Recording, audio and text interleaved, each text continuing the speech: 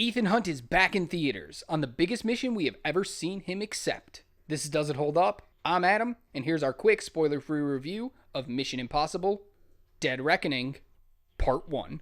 Hopefully this two-parter is the last set of movies in this franchise because I don't want to see how long any future movie titles would be.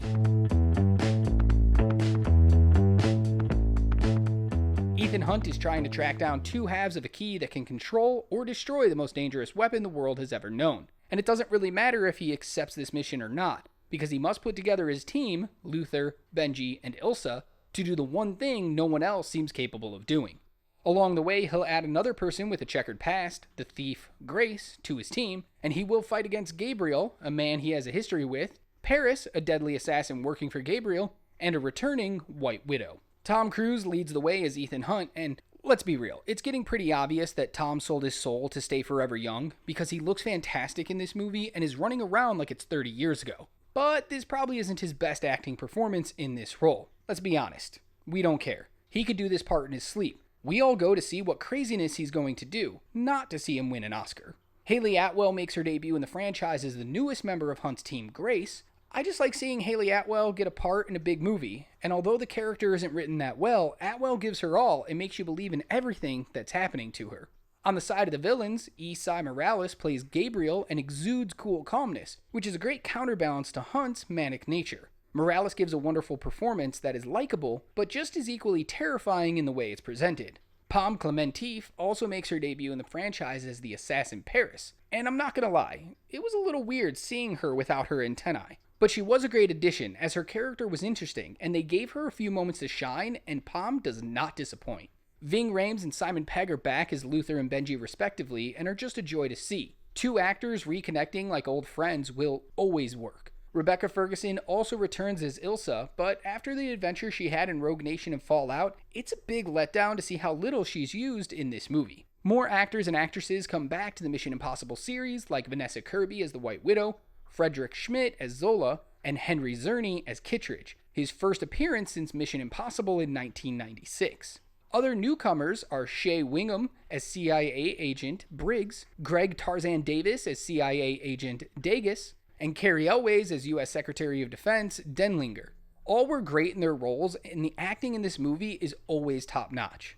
The story is where I think this movie first begins to fall apart. It has a runtime of 2 hours and 43 minutes, which feels incredibly unnecessary. It could have been around 30 to 40 minutes shorter and still accomplish the same thing. We didn't need the third time that the key was taken and Ethan had to go get it back in an overly long chase sequence. Or the fourth and fifth time, for that matter. The story also never really explains anything, as it expects the audience to just follow along and not ask too many questions like, how did the key get there? And what happened to those characters we were just spending time with? Instead of answering questions and telling a compelling narrative, the movie definitely tries to distract everyone with action after action after action and excitement? But how excited can I stay when there's never a chance to breathe and a moment to rest before getting excited again?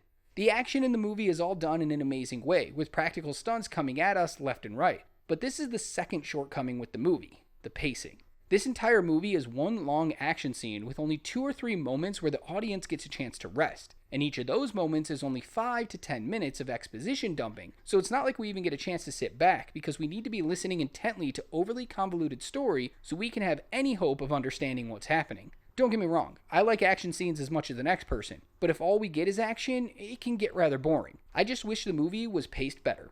The two major stunts that were being spoken about before the movie was released, the bike jump to a base jump, and the crashing of a locomotive, were both great moments in the film, but they both come within the last 30 minutes. There should have been more time between them so we could really let each amazing moment sink in. There are some great car chases and fight sequences in the movie as well, but each feels like it overstays its welcome by just a little bit. I honestly really enjoyed this movie, and I'm a big fan of the Mission Impossible franchise as a whole, but as of now, I can't understand why this needed to be split into 2 movies. We spent a lot of this movie doing the rinse and repeat of finding the key and then losing it again, only to have to find it again. They could have cut out 2 of the chase or action scenes, and it would have probably made for a tighter, better paced movie. Overall, Mission Impossible Dead Reckoning Part 1 was a decent first half of a story, and I'm excited to see how they finish this nearly 30-year-old franchise when Part 2 releases in 2024. We are giving Mission Impossible a B+.